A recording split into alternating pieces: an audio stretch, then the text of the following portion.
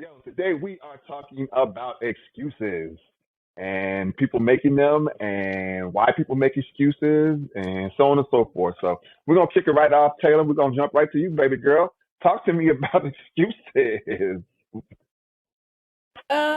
Okay. Hey guys. We're gonna talk about excuses today.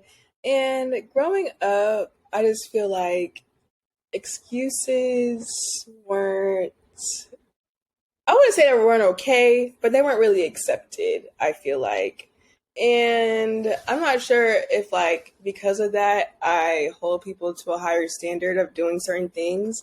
Like, for example, I hate when people will tell me something and then won't do it because I'm just like, okay, you didn't have to tell me in the first place. Like, you could have just left me alone.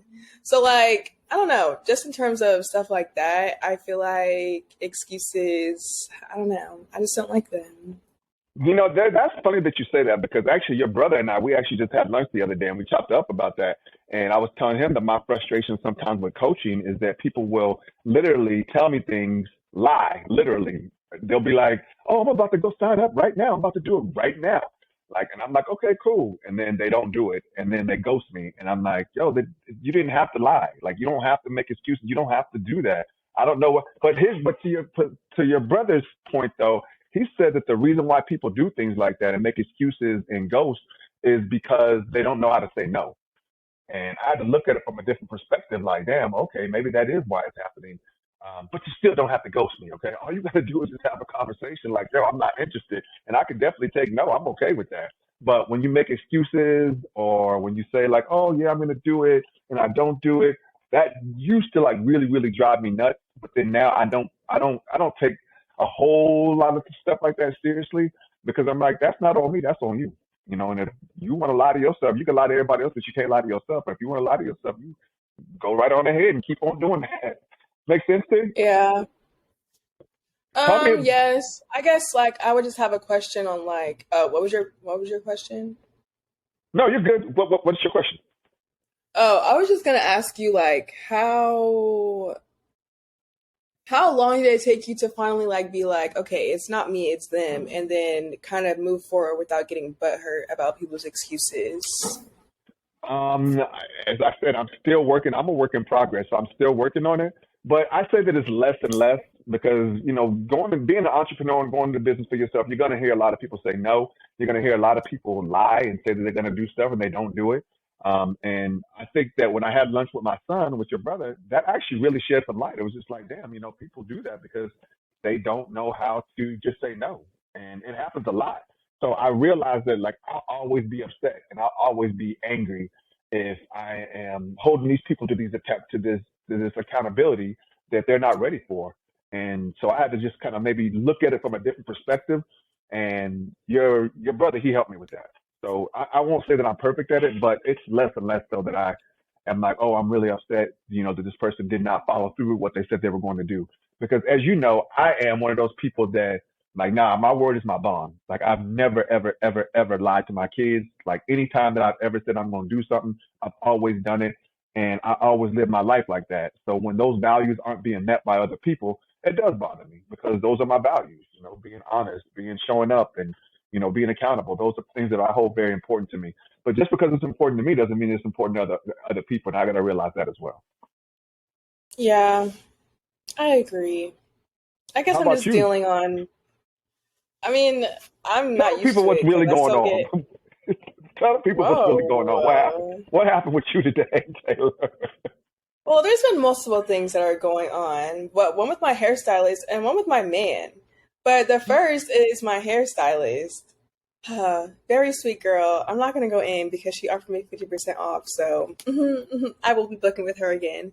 But if I book you a month, a month out, then I send you a DM confirming the location and the time, saying that you will be in DC. And then the day before, 2 weeks later, you text me and say that you're not in town. I just, uh, it's like sometimes we just need to be honest with ourselves don't lie to me. Don't say that you're going to be here and you're not going to be here. Because I made it a point myself as a customer to reach out twice and make sure that you were going to be here and make sure that the dates that you have open is when you're going to be here. So I don't know. Yeah. And Okay, so then me and my man, oh, how do you handle that go ahead. situation without you getting butt hurt, as you call it? How do you handle that situation without you? What's another way you can look at that? Well, first I DM'd her, and you know me, once my fingers get, but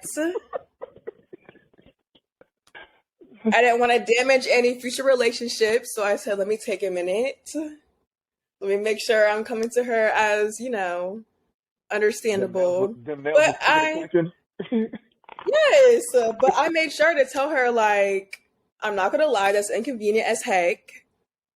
But just keep up the communication. And then I'm sorry, she made me mad because she left me undelivered, and I was like, I need to rebook with somebody. Like, hello, and keep in mind, other people have squeezing fees, have higher prices. Like, I was budgeting. Like, I was actually budgeting this time. So for me, I just had to breathe.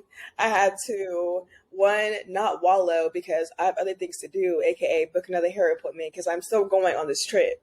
So I don't know. I just had to, I don't know, just turn my mindset around, I guess. Yeah, I don't it know. sounds like you did turn your mindset around, but it doesn't sound like you still pissed off though. But I guess, Just and a just little. another way you can look at it is just like, you know what, look, that person just has a really hard time. And you know what, honestly, people like that, like they don't stay in business long, like, because of the customer service. Like, people, and especially these days with technology and people being able to write reviews and things like that, like that's one thing that I definitely pride myself on a lot of things. But one thing that I definitely pride myself on is that my customer service is freaking amazing. Every time that I tell you that I'm gonna be here at 3 o'clock, I'm here at 3 o'clock or 2:59. If you can't be on time, be early. So I'm very, very, very, very conscious of customer service and being available and not making excuses and lying and not doing what I'm saying that I'm gonna do. So that's why I'm a successful life coach, and that's why your friend probably not gonna be in business for very long. I'm just being honest with you. Yeah.